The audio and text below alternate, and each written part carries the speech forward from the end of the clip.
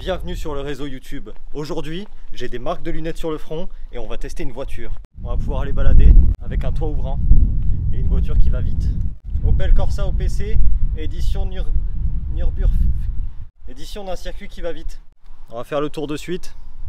C'est parti. Opel Corsa OPC, c'est une voiture qui n'est pas très commune par nos routes françaises. Et à défaut, parce que c'est une voiture plutôt intéressante, disons. Ici, on a une version Nürburgring, qui est la version la plus ultime de la Corsa OPC, si on peut appeler ça ultime. Mais c'est un petit peu plus radical. Les jantes en 18 qui sont spécifiques à cette édition. Les jantes qui sont sucées, parce que cette voiture appartient à une femme. C'est triste à dire, mais c'est la dure réalité des choses, mesdames. Ce modèle-là est équipé de cales d'élargissement de voie et de 4 combinés filetés Bilstein, ce qui lui procure un châssis plutôt intéressant, on va pas se cacher, c'est plutôt rigolo à conduire. Diffuseur spécifique, donc on a du coup deux sorties, une à droite, une à gauche, là où sur la version normale on a une sortie triangulaire au milieu. Ici on a marqué Kurdunin, Kurkurfing, ouais, c'est marqué ici. Freinage Brembo 4 pistons, ça freine incroyablement bien, aussi bien qu'une Clio 3 RS, ce qui est plutôt flatteur, disons. Il y a des coques de rétro que je trouve incroyables, elles sont super belles ces coques de rétro. Ensuite, passons à l'intérieur. À l'intérieur, on a des sièges baquets. Des sièges baquets de bonne facture puisqu'il s'agit de... Des sièges baquets de bonne facture puisqu'il s'agit de sièges... Oh là là. Des sièges baquets de bonne facture puisqu'il s'agit de...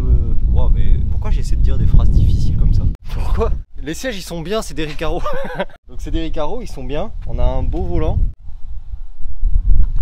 C'est bien. C'est une version qui est un petit peu plus typée piste, qui est plus typée radicale, disons, avec de grands guillemets. Donc c'est dans le segment des petites sportives un petit peu radicales. On va pouvoir la comparer à de la Clio 3 Trophy. On va pouvoir la comparer à de la 500 Abarth Compétition. On va pouvoir la comparer à de la 200 GTI BPS. Donc c'est un petit segment rigolo pour des petites voitures un peu fun à conduire et un petit peu avec des gros sièges et des gros sièges. C'est bien. Ouais. On a un autobloquant. On a une cartographie spécifique qui passe de 192 chevaux à 210, ce qui est quand même pas mal. L'habitacle de cette petite voiture, c'est un petit peu le point noir. On peut dire ce qu'on veut, franchement, la planche de bord, elle est abjecte. Et c'est faible est le mot. Faible est le mot.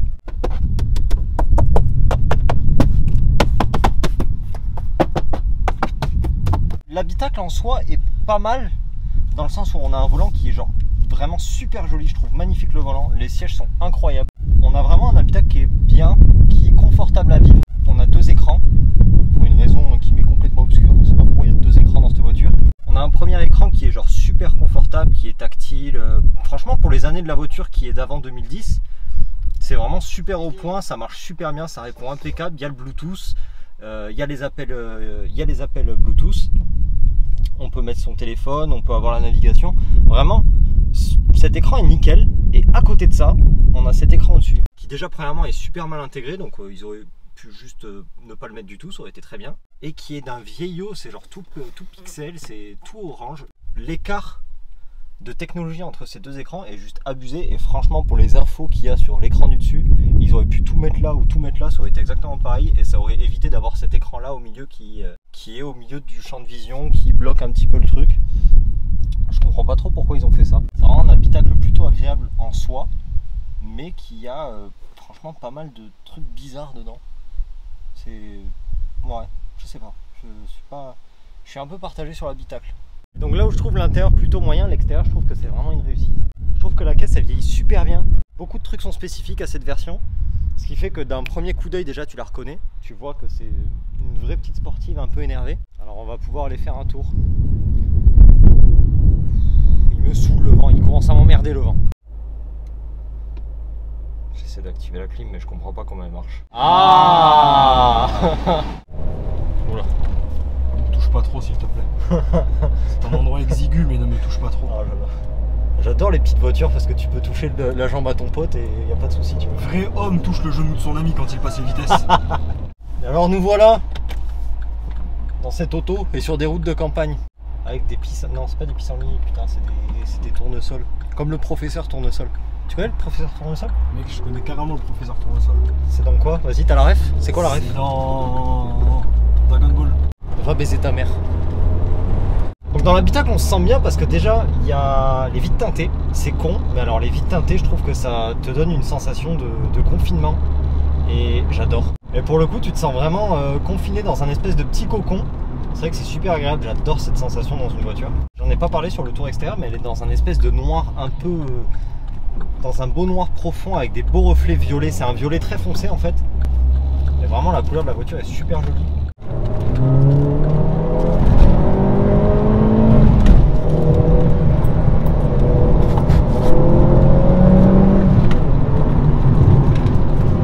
Je fais le parallèle avec la Clio 3 RS parce que c'est ce que je connais le mieux et c'est les mêmes générations. C'est vrai que tu sens qu'il y a le turbo en plus. Mais niveau feeling de conduite, je parle du volant, je parle du gabarit et du poids global de la voiture. Je trouve que ça il ressemble quand même pas mal. Je retrouve rapidement mes repères de cette époque-là. Sauf qu'en plus il y a le turbo et c'est vrai que le châssis est vraiment pointu. Il n'y a aucun roulis, la voiture elle bouge absolument pas. C'est agréable en conduite dynamique. Et pour le coup ça a quand même pas mal de reprises.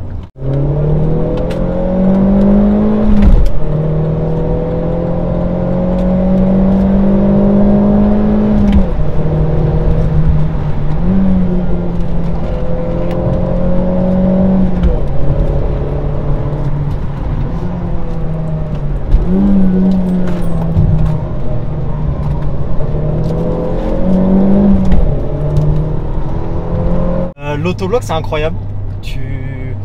Je saurais pas définir ce qu'est un autobloc parce que c'est super chiant et même moi je comprends pas ce que c'est. Donc vous allez sur YouTube, vous marquez autobloc et vous me cassez pas les couilles. Super l'ambiance.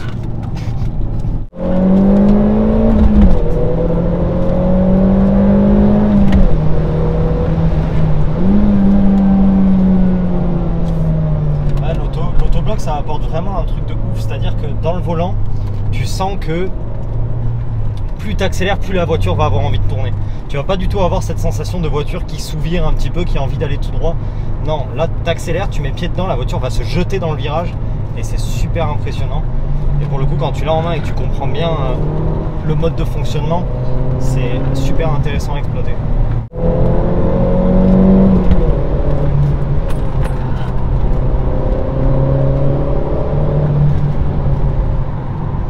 Ah non, c'est efficace à en crever. Franchement c'est une bonne caisse. C'est une bonne voiture peu commune, sans parler forcément de cette édition spécifique, mais en parlant de la Corsa OPC en règle générale, c'est une bonne voiture qui est peu commune et qui est vraiment une très très bonne caisse. Il paraît que niveau fiabilité c'est quand même moyen, donc je comprends qu'il n'y en ait pas énormément sur les routes, qu'il y a beaucoup de caractère je dirais, et qu'il y a un châssis très intéressant, n'est-ce pas? Ouais.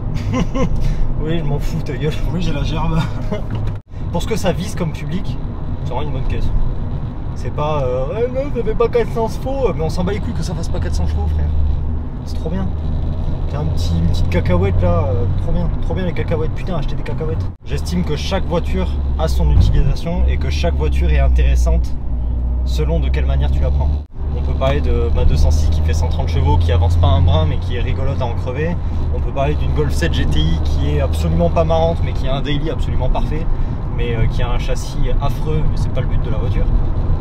On peut parler d'une M4 qui fait 400 chevaux, qui consomme à la mort mais on s'en branle parce que c'est trop marrant.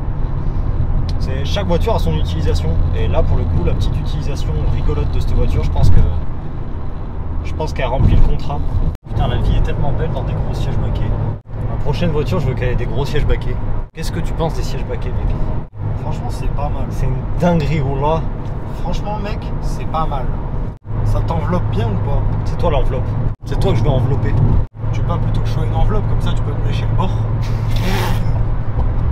Mon papa, il avait une blague. Ah merde. Mais tu sais, une blague de papa, quoi. Ouais. Tu veux savoir la blague de papa de mon papa? Vas-y. Moi, si je pouvais être un objet, j'aimerais trop être une casserole. Parce que t'as le cul au chaud, t'as le ventre toujours rempli et on te tient la queue. C'est les blagues de mon papa, mec. T'as un souci avec les blagues de mon papa, vas-y, dis-le.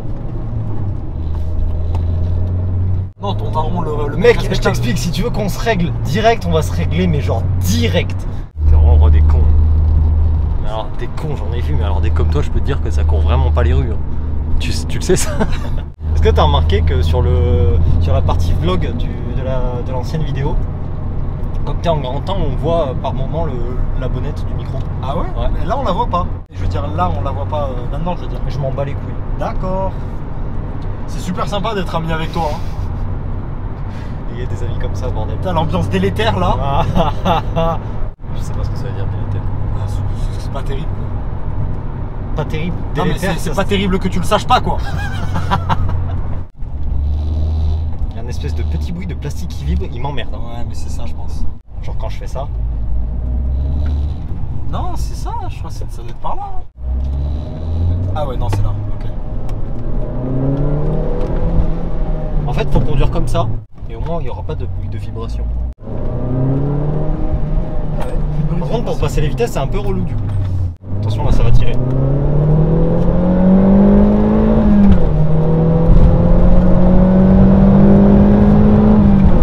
Maintenant, un défaut que je reprocherais sur la conduite, c'est que c'est pas un défaut propre à cette voiture particulièrement, mais c'est vraiment un défaut global, c'est que c'est trop moderne. C'est un poil trop aseptisé à mon goût. C'est-à-dire que tu vois que tu vas vite, tes yeux voient que tu vas vite, mais t'as pas cette sensation vraiment de vitesse, voilà, t'as pas ce bruit, t'es vraiment dans un cocon comme je disais tout à l'heure pour le coup. Et c'est vrai que ça casse un petit peu cette sensation, notamment à cause du volant qui est vachement léger et qui communique très peu ce qui se passe sur le train avant. Tu sais pas trop où est-ce que t'es au niveau du train avant, tu sais pas trop ce que fait la voiture. Tu sens qu'elle accroche, elle en peut plus, mais ça communique pas, donc c'est vrai que pour le coup, pour trouver les limites de la voiture, c'est un petit peu relou.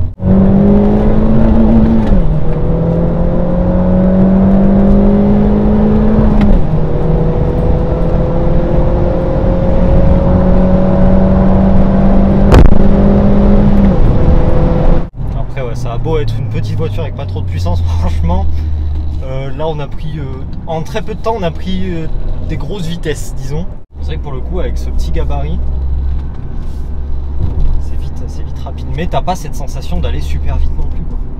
Niveau bruit, on va dire que le bruit est plutôt marrant. C'est pas le timbre d'une Clio dans le sens où, bon, bah, le bruit d'une Clio 3RS, je suis désolé, c'est le plus beau bruit de l'histoire des petites voitures sportives de tous les temps.